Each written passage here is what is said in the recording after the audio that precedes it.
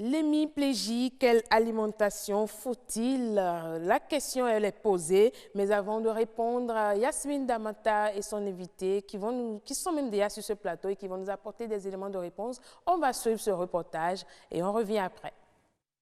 On la définit comme la paralysie plus ou moins complète d'une partie de l'être humain. L'hémiplégie peut attaquer le côté droit ou le côté gauche du corps.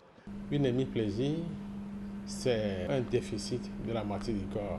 La moitié du corps concerne soit le côté gauche ou le côté droit, touchant le bras, et le pied et la face. Selon le neurologue, plus de 70% des malades atteints d'AVC ont une hémiplégie grabataire. Ce fort taux de maladies hémiplégiques est dû à plusieurs causes. D'abord, c'est parce que les facteurs de risque des AVC ne sont pas toujours bien recherchés et traités efficacement. Donc, il faut dépister ça. Ici, vous voyez, beaucoup de gens ne vont aux soins qu'après que la maladie soit installée. Donc, c'est le manque de soins préventifs. Certaines maladies du sang, par exemple, quand il y a trop de cholestérol, la sédentarité, les gens qui sont assis tout le temps à travailler, et puis commencent à prendre de poids, l'obésité, les gens qui fument, le diabète, beaucoup d'affections sont des facteurs de risque des AVC et donc facteurs de risque des hémiplégies.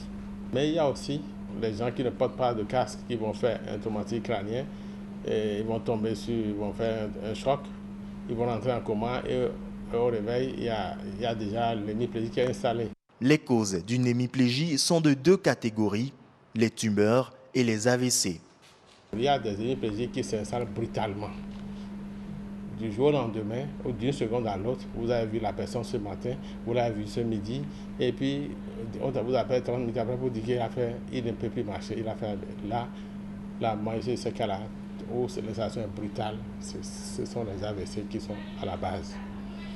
Dans les cas où ça s'installe un peu, c'est-à-dire progressivement, où le malade sent le corps qui est un peu lourd, mais il arrive à marcher, et c'est au bout de 3 mois, 4 mois, 5 mois, il n'arrive plus à marcher parce qu'un côté est complètement déficitaire, il n'a plus de force dedans. Là, c'est souvent les tumeurs. La prise en charge du malade hémiplégique repose principalement sur le traitement de sa cause. Une rééducation adaptée est aussi associée afin d'améliorer les séquelles visibles sur le patient. Voilà donc reportage de Rodrigue Babameto. Nous disons merci beaucoup. Eh bien, sur ce plateau, Yasmine Damata et son invité. Yasmine, bonsoir. Bonsoir, Marcel Betoro. Comment allez-vous? Toujours la pleine forme pour nos téléspectateurs. Avec votre couleur rose-bleu, vous êtes très belle. Merci beaucoup. Alors, avec vous, notre invité, c'est bien sûr, je vous laisse présenter votre invité. Patrice Zivoedo, oui, l'habitué, notre nutritionniste maison maintenant. Ou bien, Patrice Zivoedo, bonsoir. Bonsoir, Madame Damada. Bonsoir, mes téléspectateurs. Et comme l'a si bien dit Marcel Betoro, aujourd'hui, nous allons parler de l'alimentation de la personne atteinte d'une hémiplégie.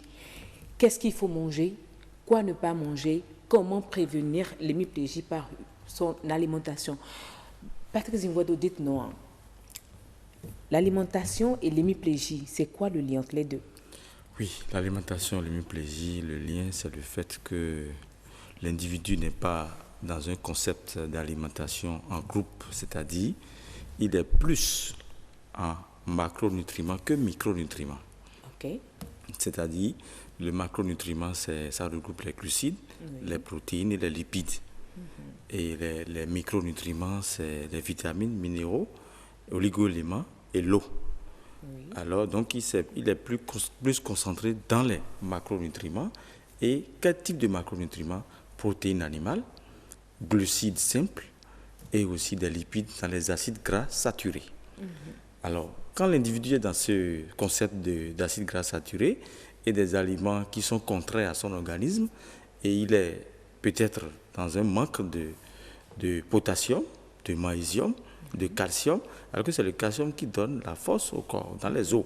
Oui. Parce que quand tu n'as pas de calcium, tu as des problèmes. Oui. Tu sens des courbatures, des fatigues à tout moment.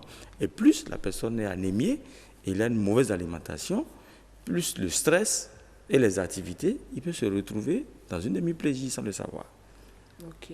Voilà. Donc, est-ce à dire que c'est une mauvaise alimentation qui conduit à une hémiplégie? Oui, mauvaise alimentation et le stress.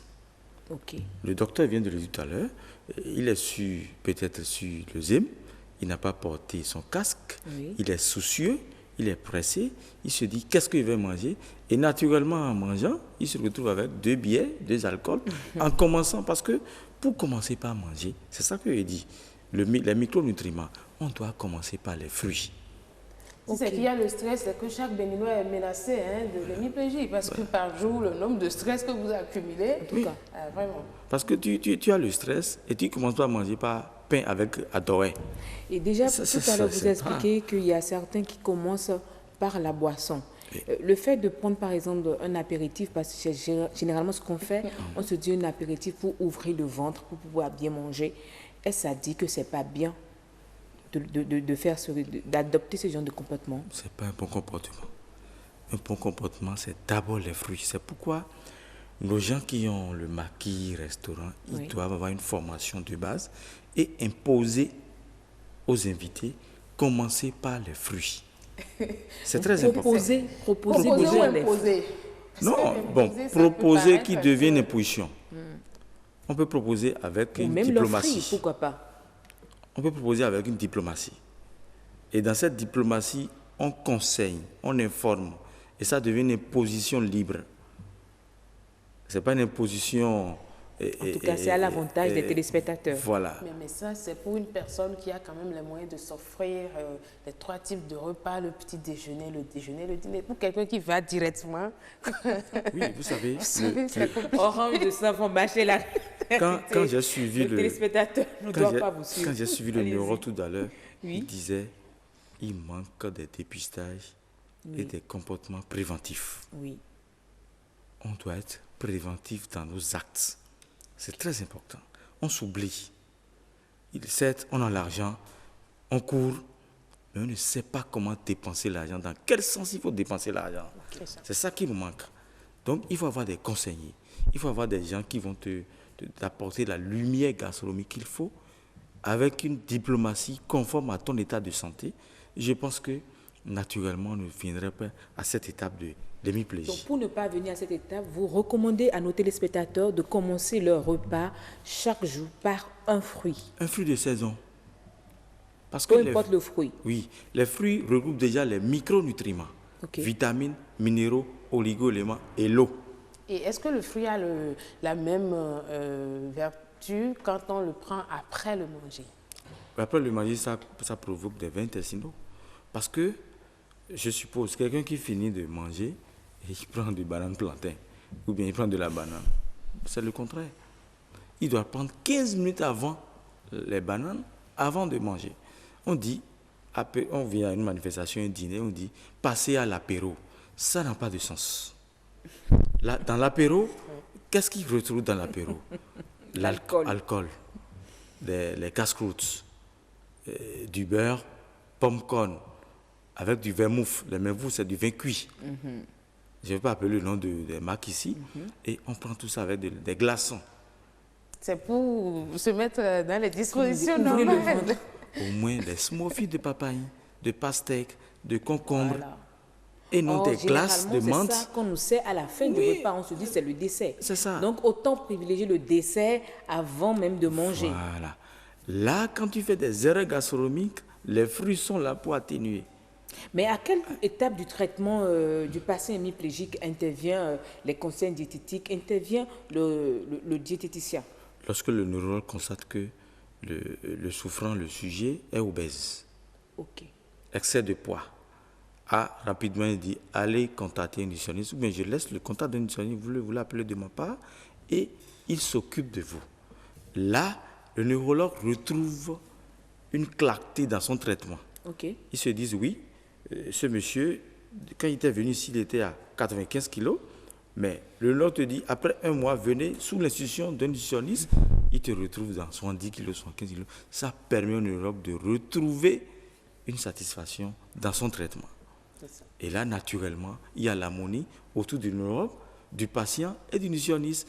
Et il est content. Et quand il est content, le stress est stable, il se retrouve et il se dit, maintenant je commence par marcher, je me retrouve naturellement. Donc il faut forcément que le patient soit d'abord hémiplégique ou s'il est prédisposé, est-ce que le neurologue conseille déjà au diététicien de suivre ce patient? Absolument.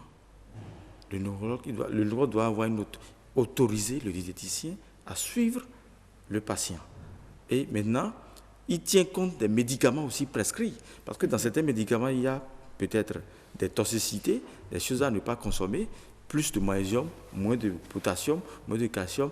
Et le diététicien, maintenant, il cherche des fruits conformes à ce médicament et l'aliment, d'où il y a le plat harmonisé. Donc, si je comprends bien, pour soigner l'hémiplégie, il faut simplement revoir son alimentation et tout, c'est bon? Non, pas que l'alimentation. Pas l'alimentation. Il faut qu'il aille voir le neurologue pour des traitements. Et c'est pas ce que vous venez de montrer à la télé, dans votre documentaire, oui. Pour les nerfs, le massage, tout ce qu'il faut. Il faut en tout cas un équipement, un ensemble. Mais là maintenant, quand il y a déjà l'ensemble, il ne faut pas revenir à une mauvaise alimentation. Je donne un exemple.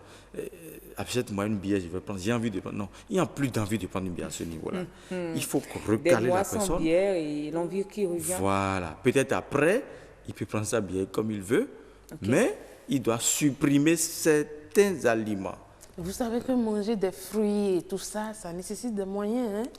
Oui, et la consultation du diététicien aussi. Est-ce qu'elle est accessible? Non, laissons d'abord le cours, mais supprimer certains, qu'est-ce qu'on doit supprimer? Oui, vous savez, supprimer, on commence par l'alcool. Ok. Vous savez, notre cerveau n'aime pas l'alcool. C'est pourquoi, entre-temps, il y avait quelque chose qu'on a donné aux policiers de détester le taux de l'alcotest, voilà, le taux d'alcool. C'est très important. On ne sait pas, on ne se dit pas l'importance dans ça, dans notre mode de vie. C'est pour nous aider, c'est pour nous accompagner, c'est pour dire, supprime en toi ce vice, parce que l'homme debout, qualité, défaut, vice, vertu. Mais est-ce que vous savez que l'alcool n'est pas seulement ce qu'on voit de façon visible? L'alcool, il y a de l'alcool dans des aliments aussi, et même des fruits. C'est ça qu'on accepte. Le corps a besoin de ça. Mais l'alcool additif à base des produits, des additifs, c'est très dangereux. Et quand je dis, passer à l'apéro, tout ça, c'est l'alcool. Je pense que nos téléspectateurs doivent retenir que si on est prédisposé à faire une hémiplégie ou quand on a une hémiplégie, il faut suivre son alimentation, éviter l'alcool et contrôler ce qu'on doit manger. Privilégier plus les micronutriments avant tout repas, les fruits, puis après vous pouvez manger tout ce que vous voulez, mais évitez l'alcool. Et je vais ajouter à Yasmine Damata que prévenir mieux vaut que guérir. Alors suivez tout simplement les conseils du diététicien ce soir et c'est sûr que vous allez vous en sortir avec l'hémiplégie.